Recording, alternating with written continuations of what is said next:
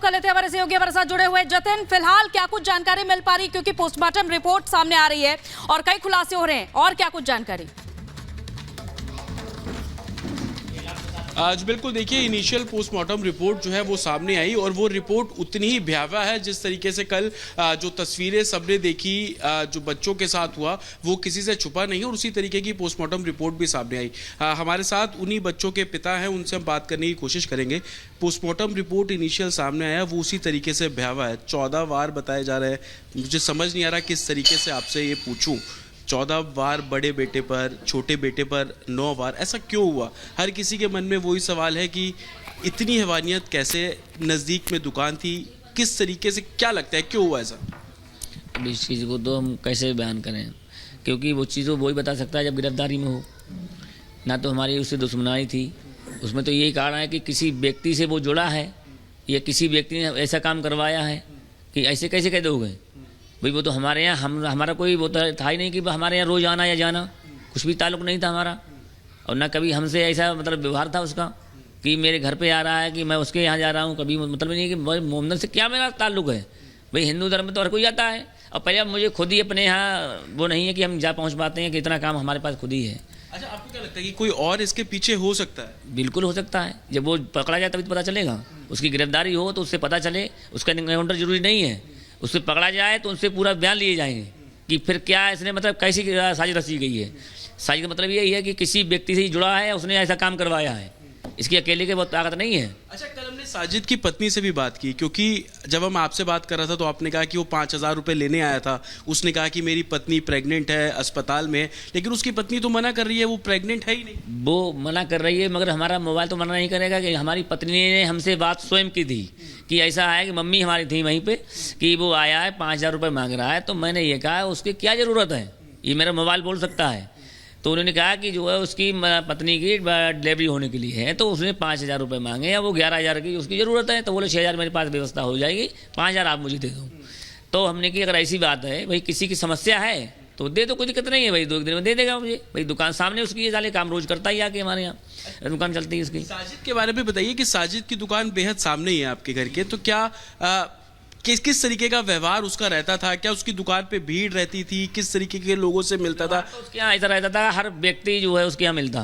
दारूबाज भी आता है, जुआरी भी, सब उसके यहाँ आते थे। ऐसा कोई व्यक्ति, शरीफ तो कम ही आते थे उसके यहाँ, मगर लाइन लगती थी, जितने लड़के आते थे सब वहाँ आएंगे, ऐसी बात ना है।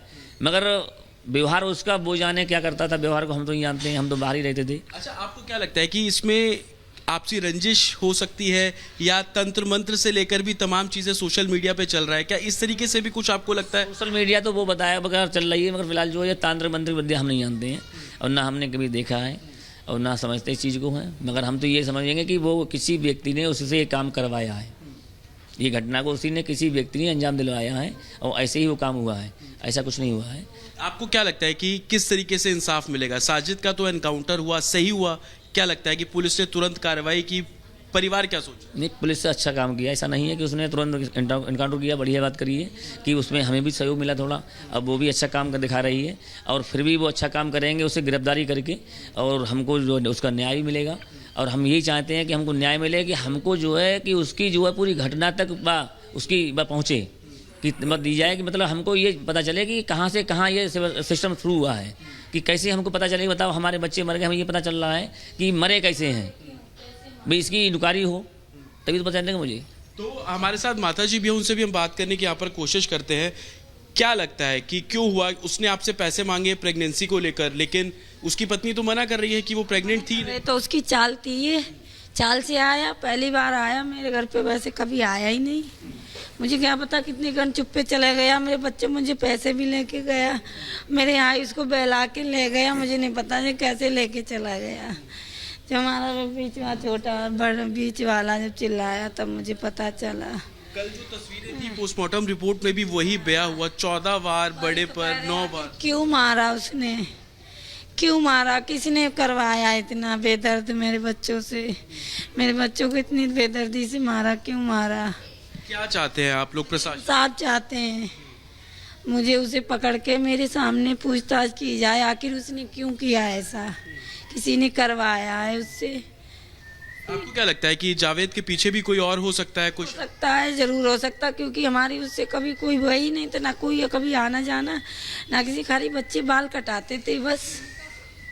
भैया बोलते थे बच्चे उससे भाई, हर किसी, आपसे भी भैया बोलेंगे, हर किसी से बच्चे हमारे भैया ही बोलते थे। अच्छा, साजिद की पत्नी से जब हम लोग कल बात कर रहे थे तो उसने बताया कि 2021 में उसका बच्चा पैदा हुआ, वो मर गया, पिछले साल भी उसका बेटा पैदा हुआ, वो मर गया। क्या लगता है कि ये भी कारण हो सकता है बच्चों से नफरत करने का? आप, मुझे नहीं पता है, वो तो वही जाने क्या है। अब मुझे नहीं पता है, बस हमें इंसाफ चाहिए। साजिद का एनकाउंटर हुआ, लगता है कि कार्रवाई की पुलिस ने? हाँ की, और अब रह गए वो शादी रह गया, बस उसको के भी पकड़ना चाहिए। और हमारे पति की भी ऐसे हमारे लोगों की कहाँ सुरक्षा हो जाएगी? हमारा एक बेटा रह गया, हमारे पति हैं, हमारा कौन है? हम लोगों को नहीं खतरा है यहाँ पे? जब हमारे बच्चों को जो दिन दहाड़े मार सकते हैं तो हम लोगों को क्या पता कितने टाइम मार दें। तो मुझे पूछताछ करी जाए और बुला के मेरे सामने करवाई जाए। तो ये पीड़ित परिवार है, हालांकि इंसाफ की मांग ये लगातार कर रहे हैं। इनका कहना है कि जिस तरीके से ये वाकया हुआ, साजिद का एनकाउंटर हुआ, वो तो ठीक, इंसाफ मिलना चाहिए और इंसाफ की ही गुहार पीड़ित परिवार करता हुआ नजर आ रहा है। जी बिल्कुल, तो आपने सुना कि जो मृतक बच्चों के माता पिता हैं उनकी तरफ से क्या कुछ कहा गया है। अब आपको बताते हैं, रिपब्लिक भारत से मृतक बच्चों के पिता ने साफ तौर पर कहा है कि जावेद की गिरफ्तारी हो। परिवार ये भी कह रहा है कि पुलिस ने अच्छा काम किया है, मामले की पूरी जांच होनी चाहिए, क्योंकि परिवार को यह आशंका है कि इसके पीछे किसी तीसरे व्यक्ति का हाथ भी हो सकता है जिसने ये सब कुछ करवाया है। लेकिन पूरा सच तब सामने आएगा जब जावेद पकड़ा जाएगा और उससे पूछताछ होगी।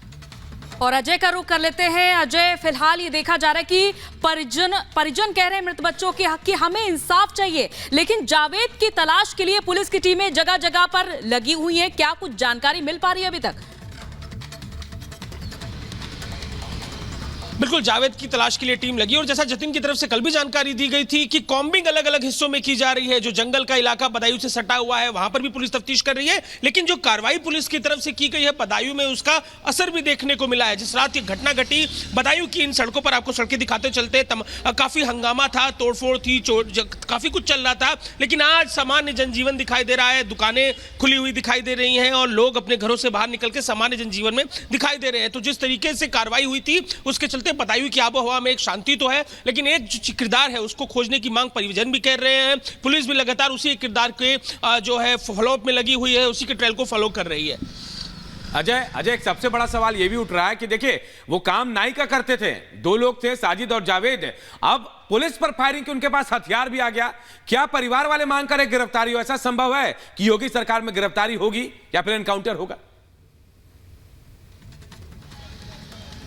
देखिए, ये यथास्थिति पर निर्भर करता है। जो लीगल प्रोसीडिंग है, लीगल प्रोसीडिंग में अगर वो आके खुद अपनी तरफ से समर्पण करता है, लीगल प्रोसीडिंग में अगर पुलिस उसे गिरफ्तार करती है कहीं पर जाके, तो चीजें जो लीगल प्रोसेस होता है कोर्ट के थ्रू उस तरह से जाएंगी। लेकिन कई सारी कहानियों में ऐसा देखने को मिला है कि जो इस तरह के अपराधी होते हैं, जो आदतन अपराधी होते हैं, वो अपनी तरफ से पुलिस पर फायरिंग करते हुए सामने दिखाई देते हैं। और जब इस तरीके की चीजें सामने आती है तो कहीं हाफ एनकाउंटर, कहीं जरूरत पड़ने पर जब बात पुलिसकर्मियों की जांच पर आ जाती है तो फुल एनकाउंटर तक देखने को, पूरा एनकाउंटर देखने को मिलता है। तो अगर चीजें पुलिस तरीके से खोज रही है, जिस एग्रेसिव तरीके से पुलिस खोज रही है, जल्द मिल जाते हैं, चीजें सही से होती हैं तो चीजें बिल्कुल, पुलिस की टीमें खोज रही हैं और लगातार इसी कड़ी में कार्रवाई की जा रही है।